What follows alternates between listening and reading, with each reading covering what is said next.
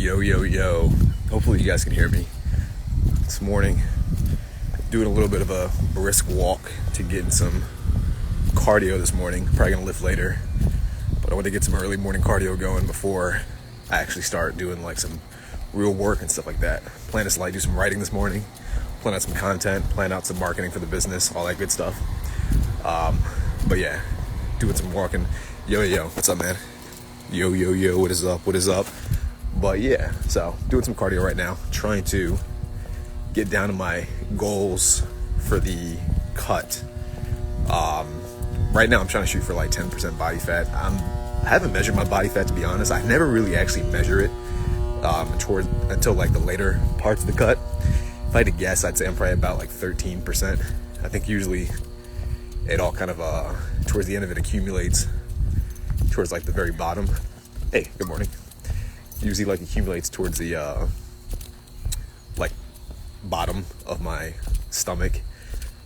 It's weird. It's like it's kind of a shame that you can't like spot reduce body fat, because like everywhere else is getting leaner. Like you can start to see more of the definition of like the muscle on like the shoulders, the chest, the back, everywhere else. But then like the lower part of my stomach is still like flabby. It's still got like that extra meat, which sucks quite a bit, because I feel like that's the part that people want to look more lean. At least that's the part I want to look more lean, like around the obliques and the lower stomach and all that good stuff. So it's shitty, but it is what it is. But yeah, gonna do a few laps around this apartment complex, do some brisk walking in the morning, fasted. I kind of like fasted cardio. I feel like I don't know if there's any actual research that truly says that 100% this works, but I like to think that when it's fasted cardio, if you do it long enough, it puts you like in a fat burning zone, and it also it burns the fat faster. That's kind of my thought process, even though I don't know if that's true, but I like to think it is, so that's why I do it. In previous years, I found that if I do a lot of fasted cardio, I feel like I lose fat faster. So that's kind of my hack for anyone trying to lose some weight, lose some body fat for the summer. Try some fasted cardio. Don't overdo it. Sometimes I overdo it, because you feel like if you overdo it, you'll get results faster, and I haven't found that to really be true. And you end up kind of burning yourself out, especially if you're not like used to it. But I think the idea of just like kind of doing like a moderate cardio, not like a full sprint, but like moderate cardio, I think is pretty solid to get you in the fat burning zone. I'm breathing a little bit heavy because I'm going like uphill and I'm walking kind of fast. But there's some old like bodybuilding videos from like the pumping iron days with like Mike Mentzer and Arnold Schwarzenegger in them. And Mike Mentzer used to say, if you could walk and hold a conversation, but like barely, which is kind of where I'm at right now, he was saying like that's the best point to be at when it comes to doing cardio. Like that's the efficient range of cardio. Barely able to hold a conversation while walking. So he was saying like if you can't hold a conversation, like if you can't like breathe and you can't like get words out, you're probably doing it too hard. And if you can have a full conversation, you're probably not being challenged enough. Like if there's no struggle to have a conversation, you're probably not walking fast enough, or you're probably not on enough of an incline, or you're not challenging yourself enough in the grand scheme of things. So that's kind of my thought process. And I kind of felt like I can do this video, kill two birds with one stone, make some content, and do my cardio, get my cardio in. So that's what I'm doing. But yeah, one other thing too, towards the end of my cut, I always feel like my testosterone increase a bit. And I made a whole video on this a while back, where my personal belief, and this is not backed by science, at least not like completely, but my personal belief is that a lot of the testosterone decrease has a bit to do with body fat percentages. And so people sometimes say like, oh, I saw these studies and men's testosterone has dropped in the past like X amount of years, a couple decades, 20, 30, 40, 50 years. And our fathers and grandfathers had lower or higher testosterone. And my argument's usually, part of my argument is usually they were also in better shape, or at least they had lower body fat percentage in the grand scheme of things. Nowadays you have all these foods with high calories, high serving sizes, all these chemicals that make fat retention easier. You have everything with sugar in it. Sugar will put you in a fat storing mode much easier than general foods like meats and stuff will. And I'm talking about like sugars like candies and garbage sugar, certain oils. I'm not talking about like natural sugars found in like fruits. It's a bit different. But I think those things put you in a fat storing mood. And because so many people are eating those foods, they're gaining weight faster. And for a lot of dudes in particular, because they're getting weight like that, their testosterone decreases. So I always find that whenever I'm in like the latest, like the final phases of my cut, as far as like getting to a certain body fat percentage, getting to a lower body fat percentage, you can kind of feel the testosterone increase. And I've said that before, some people disagree, but I definitely think you can feel your testosterone increase and decrease. Like, I've been waking up for the past like week or so. Mood is like high. Energy in the grand scheme of things is high. Motivation's high. At least for me, you kind of want to just work all day. You want to get a lot of stuff done. You're just like, not anxious. Anxious isn't a good word. I don't want to say motivated again because it's a bit more than motivation, but you're just like angsty. Not angsty, that's not a good word either. But like, hopefully you know what I mean. You're just like geared up and you're like excited. You're like ready to go. You want to do more stuff, which is a good thing in the grand scheme of things, in my opinion. I think that's kind of where you want to be. So that's where I've been at lately. And you can just feel it. Like you want to go to the gym more. You want to lift heavier. You want to go harder. But it's all natural. Like you just want to do it naturally. You wake up wanting to do it. No drugs needed. So that's I think more people, if you feel like your testosterone is decreasing and you want you want to boost it, definitely start by losing weight, losing body fat. And I think that's a big difference too, between losing weight and losing body fat. It's a big bug. What is it? A wasp. It's like a bunch of wasps just like following me. But yeah, I think it's a big difference between like losing just weight and losing body fat. And I think for most people, the idea of losing weight is just like a general concept. Like if I tell people I want to lose weight, people might say like, oh, well, you're a decent enough size already. You don't need to lose weight. When really what I mean is I want to lose body fat. Because you can technically lose weight. And for me, losing weight, that could be a combination of fat and muscle, which isn't good because you want to keep the muscle. But for other people, because most people don't really work out, most people don't really have muscle, most people carry a lot of body fat. I think for the general population, losing weight means just losing like fat, because most of their body composition is fat and very little muscle. But you want to do both. You want to lose body fat, but you want to retain your muscle. And so when I say, so like losing weight doesn't always mean like objectively losing weight, because it is possible to lose body fat and your weight stays more or less the same. You'll probably lose like some pounds, like a few pounds, but it's a difference between like a 300-pound person who's obese losing like 150 pounds, most of which is gonna be fat, almost guaranteed, like all of it, or most of it's gonna be fat, maybe some water weight, compared to like a bodybuilder who's like 230, who cuts to like 210. He lost 20 pounds, but he lost a significant portion of fat, but he also built muscle up in the process. So it's a bit different, in my opinion. But yeah, that's what I recommend people do. Try to lose fat, especially if you're a dude and you want to increase your testosterone, and build muscle at the same time. I think in the grand scheme of things, it'll lead to a much better outcome for you. From just a health perspective, an energy perspective, a fat burning perspective. I feel like a lot of people dismiss that having muscle burns calories. So it makes it easier for you to burn fat in the grand scheme of things. The more muscular you are, or the more muscle you carry. And I think just simple things like eating more protein helps, especially if you want to like stave off that hunger. If you feel like you can't really cut or you can't lose weight because you're getting hungry too fast, cut out the sugars. Because sugars, you'll digest faster. And especially those like shitty sugars is what I call them. Like those sugars that have high, I was going to say sugars that are, I think it's higher on the glycemic index. But to keep it simpler, I call them shitty sugars. And they're basically just sugars, like sugars for like candy, sugars like simple carbs that just digest in your body a certain way and lead to you storing fat more readily. Avoid those, because what will happen is you'll eat those sugars and you'll get like a dopamine hit from eating it.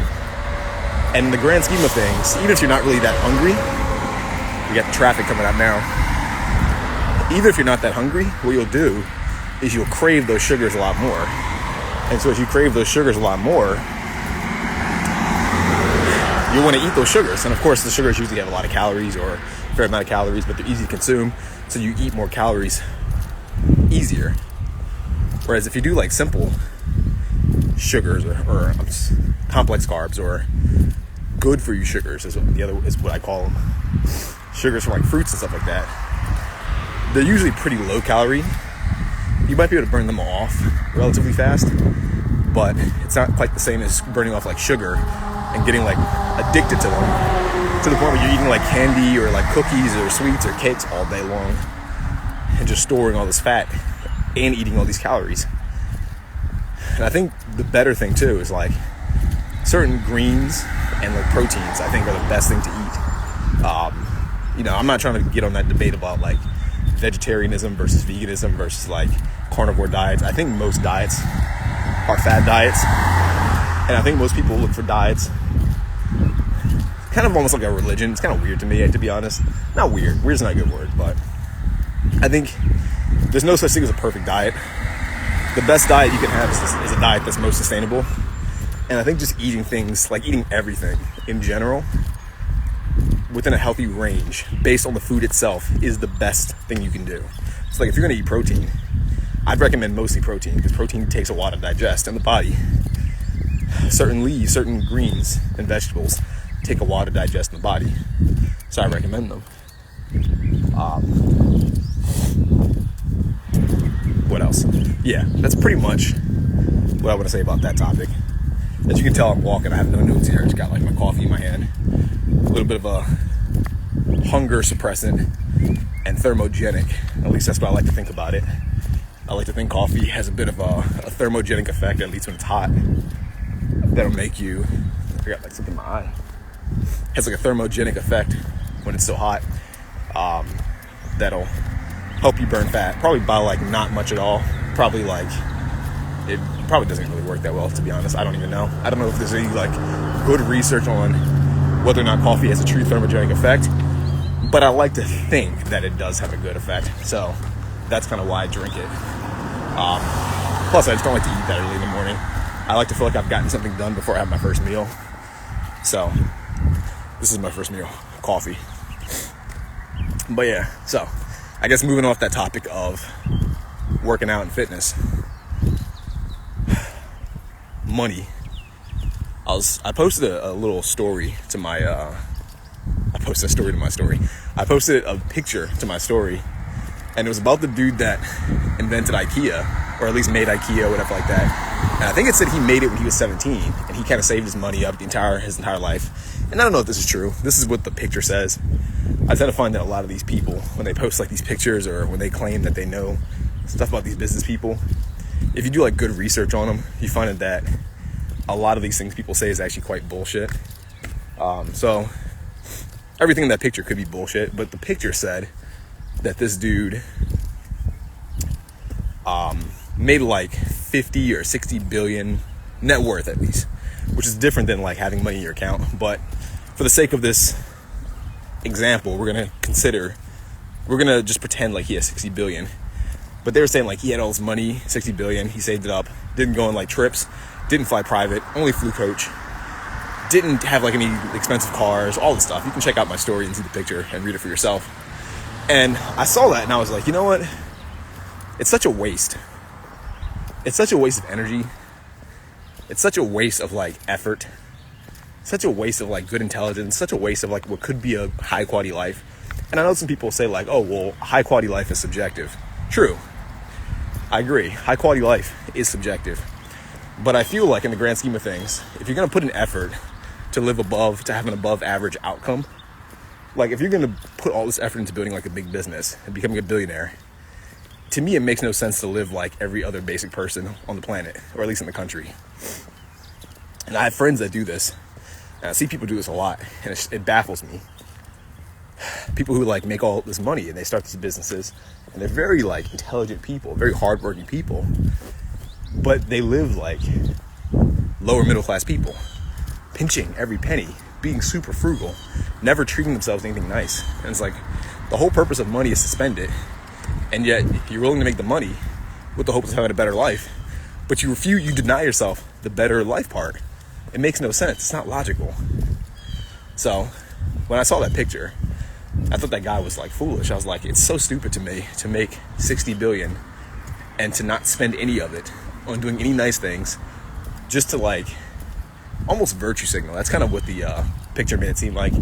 But they show these people like Warren Buffett, and they're like, oh, Warren Buffett's rich and he just saves money. It's like, Warren Buffett's not rich because he saved money. Trust me. None of these dudes are rich because they save money. You're not rich by saving money. You're rich by investing money and by being smart with money, which is a big difference. And if you do the math in the grand scheme of things, the savings that they do really don't matter in the grand scheme of things for them. Like, you make 60 billion, you can afford to fly private. You can afford to treat your family and friends to nice dinners, nice things, nice gifts. You can afford some luxury cars. I think people don't really grasp or like comprehend how much money a billion or even like a million really is. And 1 million, it's not like an insane amount in the grand scheme of things, as far as like just raw prices. Like a nice luxury car, depending on the car, will cost you anywhere from like 200K to like $1 million. So if you only have $1 million, you buy a luxury car in cash. And of course, in real life, you probably wouldn't buy it in cash. You'd probably finance it. But hypothetically speaking, if you bought it in cash, that's a big chunk of what your total money is. It's a big chunk of your money gone for this one thing. So it's not super wise. But if you're in the billions, it's a bit different. 50 billion, you know, what is 1 billion? 1 billion's like 1 million times 1 million. I think that's how the math works out. Just think about that. If you're a billionaire, you've made $1 million 1 million times over, and then you multiply it. So you really can't run out of money. So when people sit there and they say things like, oh, this guy became a billionaire from saving money, it's like, do you think that makes any sense? Do you think his private jet is going to cost him like, what, $10,000 a trip, $20,000 a trip, $50,000 a trip maybe at most 100, 120, 200. Let's say it costs $500,000 a trip. Every time he flies private, he has the opportunity to make some money. Costs him 500. Let's say round trip it costs him $1 million. It doesn't, but let's just say it does. He's a billionaire. He's made $1 million 1 million times over. Do you think that's not in his best interest to take more trips, to meet more people, to make more money? Without the trips, he's making $1 billion. Do you not think that with the trips, he can make more than $1 billion? Like, the math doesn't make sense. So, all these people who say, like, save money all the time, don't spend money. I'm not saying be reckless. I never say be reckless. But I think there's this weird myth that people have where they think that if you just save money and hold on to it, it's in your best interest. And it's not. It's mathematically not in your best interest. Part of this is because of inflation. Part of this is because inflation is the main thing. For anyone that's watching that's not familiar with what inflation is, basically over time, the spending power of your dollar decreases as time progresses. So if you have like $1 million today, $1 million's $1 million, but a couple of years ago, $1 million, let's say like 10 years ago, $1 million could buy you maybe, let's just say a house, a car. Let's just do it like this. Let's say $1 million a couple of years ago, a decade ago, could buy you 5 houses and 5 cars. Let's keep it simple. With inflation, that same $1 million could buy you 10 years later one house and one car. So it's the spending power that you have to really be concerned about, not the quantity itself. And I think people focus on the quantity. They say, oh, I want to be a millionaire. That doesn't mean anything. If the standard of living was $1 million, you wouldn't want to be a millionaire, because being a millionaire would be broke. It'd be average. It'd be breaking even. You'd want to be a decamillionaire, or have 100 million, or a billionaire.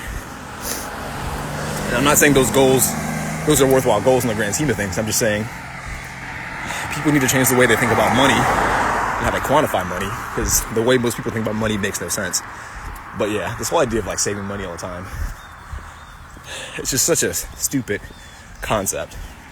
I think moderate saving is good in the short term if it helps you get out of financial holes you're in, if it helps you pay off debt, and if it helps you like begin to invest and budget.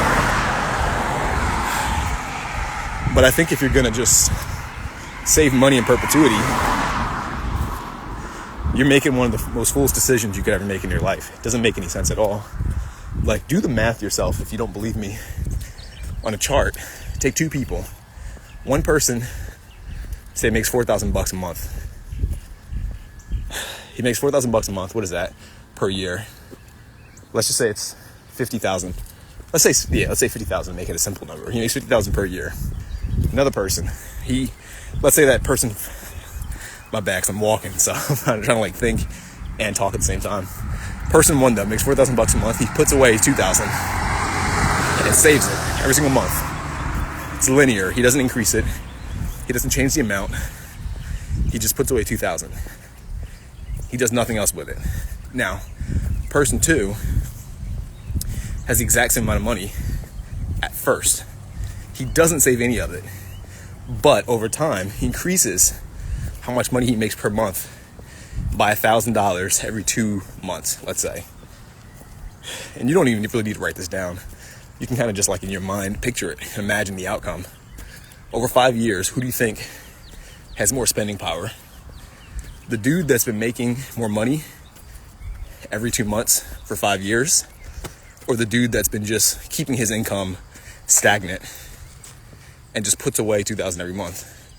And again, you got to factor in inflation, because the dude who's putting away $2,000 doesn't mean the spending power is going to be that in 5 years. This year, it might be good. In 5 years, inflation increases too much.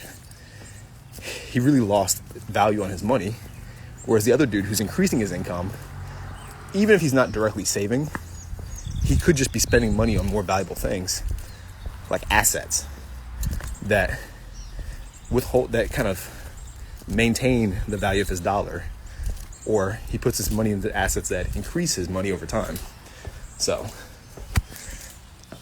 basically the point that I want to make is that saving money in the grand scheme of things is not a wise decision, and don't fall for these people who try to make you believe that you can just save money and get like super rich, or that's a wise thing to do.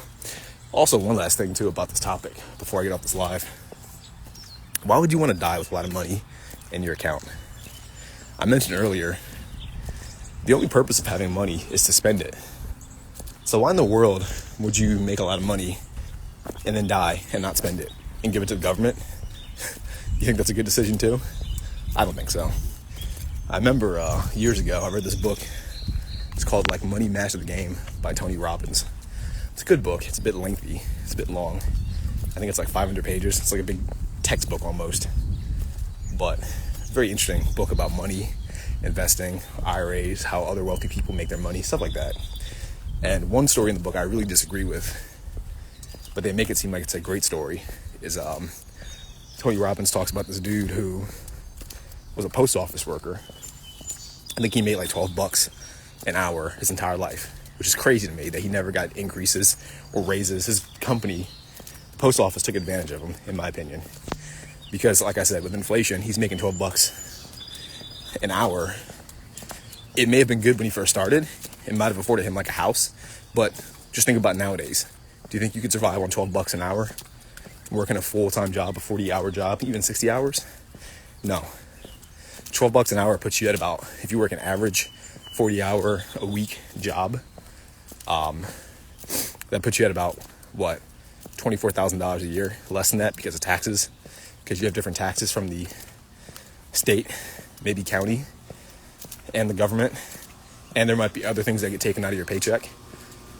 So it's really not that much money in the grand scheme of things. You can't survive for the most part. Maybe some states, maybe some counties and cities, you can because the cost of living is lower. But in the grand scheme of things, you can't really survive on that money. But Tony Robbins says that this guy who's making $24,000 a year is a grown man too, by the way. It's not a kid. It's not like a college student. A college student is different. It's a grown man. He was putting away like 10% of his income every single month into a Roth IRA. And so the whole purpose of the story is that by the time he was like in his 80s, he eventually died. And they found out that this guy who was putting away this money his entire life, who didn't drive a nice car, he didn't live lavishly, he didn't take vacations, he didn't do anything like any of these like nice things. He had like $5 million in the bank, technically. And to me, the story in the book, they try to make it seem like it's this like awe-inspiring, great motivational story about how compound interest works. That was the whole purpose of the story, just to demonstrate how compound interest works. And I saw it and I was like, this is the story of a fool. And you might think that sounds harsh, and it might be a bit harsh, but it's valid. And the reason why it's the story of a fool is because this dude went his entire life just investing his money and saving it. He didn't get to spend it. He died with nothing to show for it, essentially. Because when you're dead, the money means nothing. It's zero for you. It doesn't count. And unless you put things in a will or, donate it or something like that, it essentially goes back to the government. So you just raise money for the government your entire life, worked for them. They double hit you because they took taxes out of your account. So they got their money from that. And then they got more money when you passed away, which is very sad to think about in the grand scheme of things. But, to me too, some people will say like, oh, generational wealth though, he made his money for his kids. If you see a lot of these people, when they make a significant amount of money and pass it on to like their kids, the downside of that is like a lot of kids don't know how to spend money and they don't understand money. So when they pass it on to their kids, the wealth gets destroyed in like 1 or 2 generations. So I know you can't like hold on to wealth forever, and I know eventually it does always go back into the pot, so to speak. But I think the idea of like sacrificing your entire life to make money for your children, who will just blow it on dumb stuff and just waste it anyway, is foolish. I think you'd be much better off just like making money for yourself and enjoying your life. Maybe teaching your kids how to make their own money. And then from that, letting them make their own. Help them, sure. Like, the lessons you teach them will help them. But you can also like give them money to start like a business, start their ventures, enjoy vacations. I'm not saying be stingy with your money if you have it. But I think the idea of like destroying your life, sacrificing yourself to give away all your money to your kids who don't know anything about money, who are just going to destroy it or waste it because they never had to actually go through the hardships that teach you how to make money or teach you how to save money. Not save in a bad way, save in an investment stance. You're kind of sacrificing yourself and you're shooting yourself in the foot for no reason at all. It's very wasteful in my opinion. And at the end of the day, the government wins. And I think if you're the kind of person who understands at least even like a little bit about taxes, the history of taxes, how much you get taxed, you don't want the government to take any more of your money than they already do. It's just my personal opinion. But so the whole story, like I was saying, is about compound interest. Compound interest is fine, but the idea of just making money a little bit just to put into an account, just become a millionaire when you're dead, where you can't spend it, I think is a bit absurd and a bit unwise. I think in the grand scheme of things,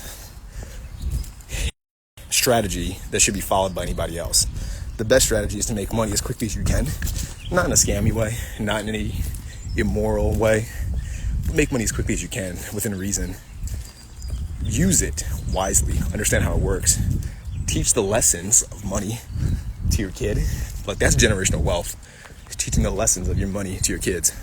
I think I was reading that even like the Rothschilds, who were like insanely rich, had insane influence and power. His kids were good with money because they kind of like, I think Mayer Rothschild is the first Rothschild's name. He was essentially like a Jewish banker. And his kids helped him out. His sons at least helped him out. When he made a certain amount of wealth, his kids kind of took over and they helped him increase the wealth. They all kind of worked as a unit.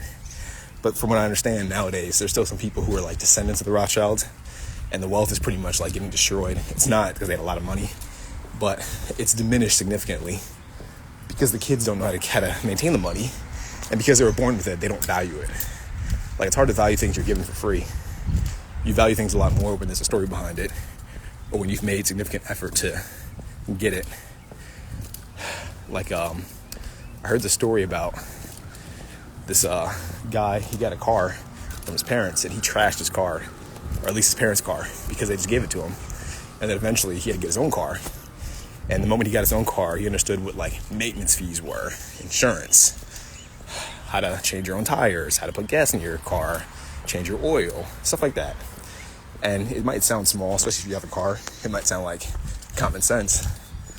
But if you were just given a car and your parents did everything for you to finance the car and to maintain the car, for you, it's just a fun thing to drive to get from point A to point B. It's nothing else. But if you have to actually like take a year, 2 years, 5 years to save money for a car, buy it yourself, finance it yourself, be on the hook for everything, pay for the insurance, pay when you might get into an accident and your premium spike, then you value that car more. And you value all of the different traits about car ownership more. So it means more to you. So that's kind of, I say that because a lot of these dudes, when their parents, or like their grandparents or great-grandparents make a lot of money, they don't value money the same because it's just been given to them from birth. And it's hard to go backwards, I think, with money. With a car, I think it's a bit different. Because obviously if your parents buy you a car and you lose the car and you're on the hook for the new car, then you'll value the second car. But if you have money, it's hard for you to be like a billionaire, for example, because your parents are like super wealthy, like hyper wealthy. And you can't really lose the billion. You can, but it's difficult because your parents have built up so many connections and so many resources that are by default going to be like a safety blanket, that in the grand scheme of things, you can't really ever go broke. But I think what you do instead is you implode. And I think that's why you see a lot of these people who are like rich. They have like these like drug problems, or they have these personality defects because they can't lose the wealth, but the wealth in a sense becomes like their own prison. And there's no financial goals for them. Like if you're a billionaire from birth, what can you achieve really financially? There's nowhere to go. Build a company? You already have a company. And you won't get a good story anyway. Like there's no good story of a billionaire using a portion of his billions to make a successful multi-million-dollar company. That's not a good story. That's a terrible story. And if you're a billionaire and you take your dad's billions and make another billionaire company, that's also not a good story. It's lame. It's I'm not saying it's easy, but it's harder, at least conceptually, to go from 0 to like 100K than it is to go from like a billion to 1 million, or from a billion to another billion. Because at some point, once you have enough success and enough money, it kind of does the work for you. Like it's not that much effort in the grand scheme of things. Whereas it's almost like it's like walking, like what I'm doing. If you're going downhill, or if you're on a steady flat surface, it's a much easier walk than starting at the bottom of the hill and going up a steep incline. It's far more difficult. But I think all that comes down to is momentum. You're going up the hill, you have no momentum, and you're pushing against gravity. Same with money. You go from 0 to like 100K, you're pushing against financial gravity. If you're starting at the top and your goal is to only like go a little bit further down the hill, it's fine. It doesn't require much effort. Gravity will take you down without you having to put in much effort. Momentum will carry you far. Or if you're already going at a certain pace, momentum can just carry you to like the next step. So it's kind of my 2 cents on everything. The whole video, like I said, was about testosterone, losing body fat, and just conceptually different ways to think about like money. I know those are very random topics to talk about, especially early in the morning, but hopefully this video you found helpful and insightful. Let me know what you think about it. Peace out.